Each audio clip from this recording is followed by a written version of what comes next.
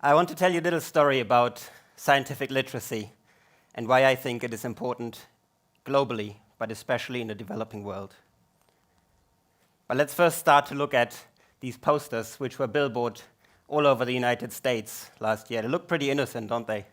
And that's because I've blanked out the slogan. Vaccines, know the risks. So this is one of those anti-vaccination posters that you see popping up over and over again if you live in that part of the world. And of course, we know vaccines have risks, but we should know, and we should have learned this in school, that the benefits of vaccinations far outweigh the risks. And it's not just about the choice of vaccinating yourself or vaccinating your child. Because if you vaccinate your child, so is the logic. That child doesn't get sick, so that's great. So if I don't vaccinate my child, maybe it gets sick, but I don't have the risks of the vaccination. But it doesn't work like this, because the responsibility goes beyond yourself. With vaccinations, when you vaccinate a population above a certain fraction, you get what's called crowd immunity. And that means that a disease agent, if it infects one individual, it doesn't find another susceptible host, and therefore it cannot complete its life cycle, and therefore it dies out. So this is how we get rid of diseases. This is how smallpox was eradicated. And this is how measles got eradicated. Or so we thought, because measles is now coming back thanks to these kinds of slogans. So we should look carefully at anti-vaccination messages. Taking this together, scientific literacy is important, but it goes much beyond the vaccination thing. If a country as scientifically advanced and supposedly literate as the United States can fall into this trap, what do we suppose will happen when scientific literacy is tested on the developing world? The Ebola crisis of last year may serve as an example. Simply put, the population was initially not well informed how to behave around infected individuals or how to spot the symptoms, and as a result, the disease spread rapidly throughout the region and indeed caused mass hysteria worldwide.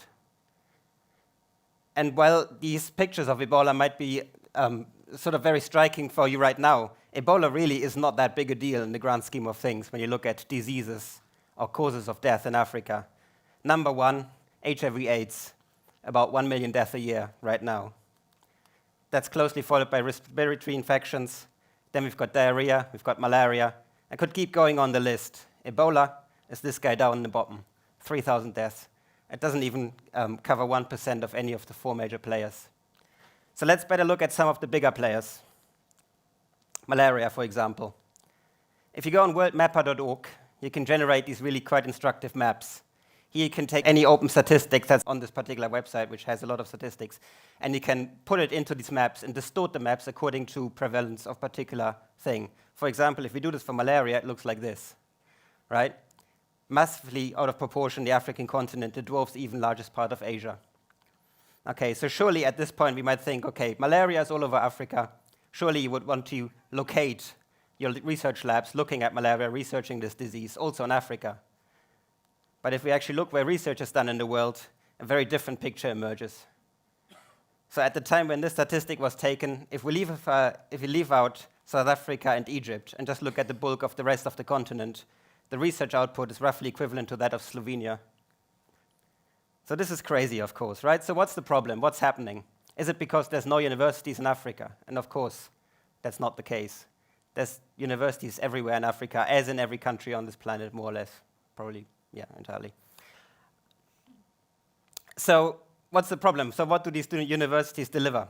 Well, the key problem is that these universities, they're very much focused on the core subjects that are needed in any society. They're training medics, they're training lawyers, and they're training civil engineers. And of course, all the other subjects that are out there, they're also represented, but they're falling massively into the background. So what the problem about this is that if you don't train scientists or any other discipline, for that matter, then you won't have a culture of that particular discipline in your society. And then when it comes to points like scientific literacy, when it really gets tested, you really have nowhere to start from. And ultimately, all of this becomes an issue of scientific literacy in the population. So what can we do about this? So traditionally, when we think of education aid, most education aid has been put into schools at this point. And the logic is very simple. It's simple economics. Research has shown again and again that if you invest $1 in education, the lower down the educational chain you invested, the more effective it will be in the long run. right?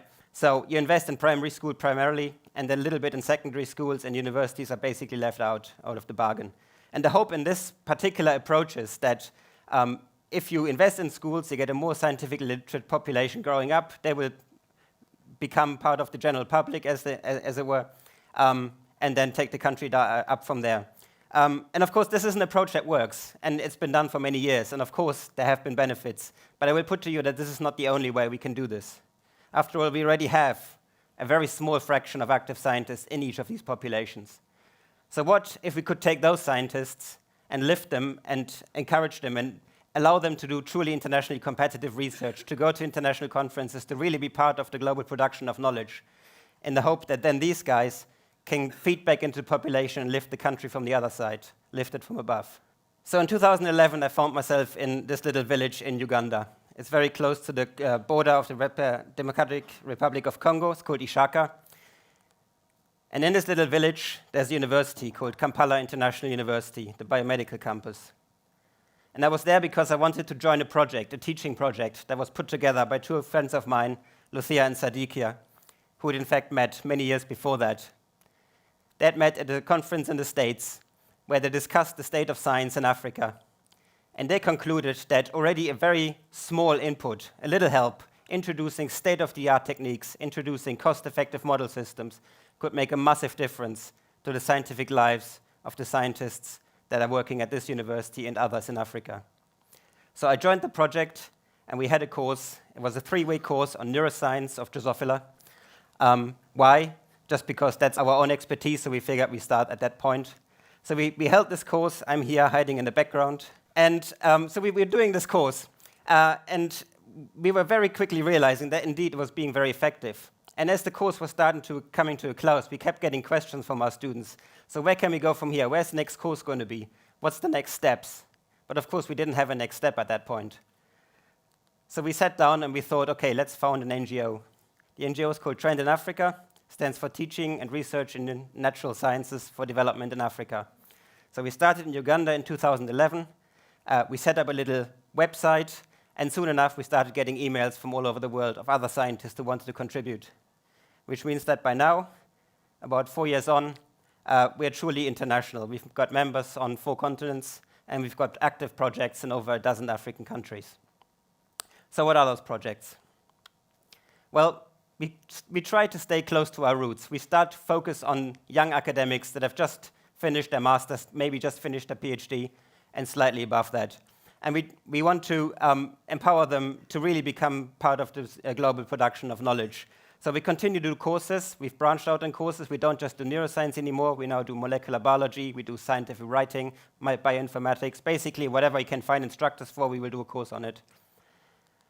On top of that, what we do is we go through our own research departments here in Germany and elsewhere in the Western world, and we find equipment that's not being used anymore, but it's perfectly workable. And we ship that equipment to our African partners so that we can build infrastructure so that real meaningful research can be done also there using this equipment. And we also encourage what I like to call a do-it-yourself methodology to doing your research. So let me explain what I mean by that. So as scientists, we've always had to build our own equipment. This is a very old tradition. Right? After all, we are supposed to be pushing the boundaries of what's known currently forward. And more often than not, the machines that allow us to do that are not there yet. Either they haven't been invented or they haven't been built. But as more and more money is pouring into research, as it has done over the last decades, more and more companies are also popping up, and they're building those machines for us because it's a massive market. And this means that, A, the scientists don't know how the machines work anymore, and they don't know how to fix it, which is one problem. But the bigger problem is that they're really expensive. Right? If I want to buy a piece of plastic which happens to have just the right shape so I can do my experiment in a particular way, this will probably cost me $100 out of my research grant. Or if I want to buy a fancy microscope that can do something that other microscopes can't do, I probably pay $100,000 or more. So science really is expensive. But luckily, especially in the last decade, what has happened is that consumer-oriented manufacturing has also come a long way. Things like 3D printing, things like microcontrollers. I can buy today for about $200–300 a 3D printer that works, that can deliver me a good mechanical part that might be useful for a particular scientific machine. And I can buy the electronics, or I can buy the blueprint for the electronics for maybe $10, maybe $20. So with a little bit of educating yourself on these kinds of techniques and a little bit of time on the hand, you can really build quite meaningful scientific machines for very low price. So for example here, this is a microscope. And it looks reasonably fancy, but I will put to you that this is really quite cheap. So what we've got here is we've got a webcam and a little lens. Costs about $15 together. In the bottom, we've got some LEDs and a bit of plastic to diffuse the light. And to hold the sample, we've got a 3D printed slide holder. So the whole thing can be put together for maybe 20, 30 euros, depending how you build it. So does it work? It works very well. So here we've got, in the top, we've got some parasites. You can see those in samples. You can count blood cells in a blood smear. You can detect schistosoma eggs. Schistosoma is a parasite that lives in freshwater lakes of Africa. It's a pretty big killer there. So clearly this is useful. And you can go a lot further. If you go online, you will find a lot of these kind of building plans, open labware is what we call it. You can look at them, you can build them, and then you can recreate them, try to contribute. So what we've now done is, instead of continuing doing more and more science courses, which we do as well, we've also branched out into what we call into more applied courses, doing things like 3D printing, doing things like electronics. So here, what we see is a picture taken quite recently, actually, in Addis Ababa at our latest 3D printing course. So we've got an instructor here from Brazil, Andre, teaching two ladies from Cameroon how to build their own 3D printer from parts that we picked up at a homeware store in Germany. We've had about 24 students in this course from 7 different African countries. Each of these formed groups, and they built a 3D printer and some other things, and then they took the 3D printer back with them to their home countries. So now, after this course, just from one course, we've got 7 teams all over Africa, each with a 3D printer, not only knowing how to use it, but how to build it and how to repair it. And the hope, of course, is that these, in turn, will teach others. So, does it work? We've been now at this for about 5 years, and we've had a lot of different courses on a lot of different things. We've got hundreds of alumni. The question is, do these alumni use the skills for their personal gain or for their own scientific career, as it were? Or do they, on top of that, go back into the population and teach about what they've learned? And I'm very happy to see that indeed this is really what's happening. They're going back into population and they're teaching.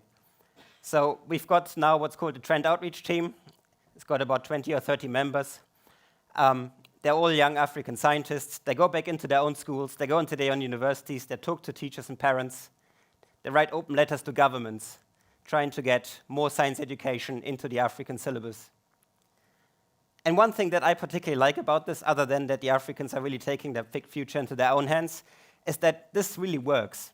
Suppose I would go into an African school and try to teach people about science. I'm not a believable role model. I haven't gone through the same process that these kids have gone through, right?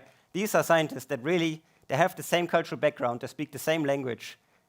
Perhaps they're someone's older brother. They're really believable role models. And this is the sort of thing that will really get kids interested into science and generate the next generation of scientists in Africa. So the hope is that with this sort of scene will not seem such a distant future anymore. So I will finish with a Mandela quote. Education is the most powerful weapon which we can use to change the world. Thank you.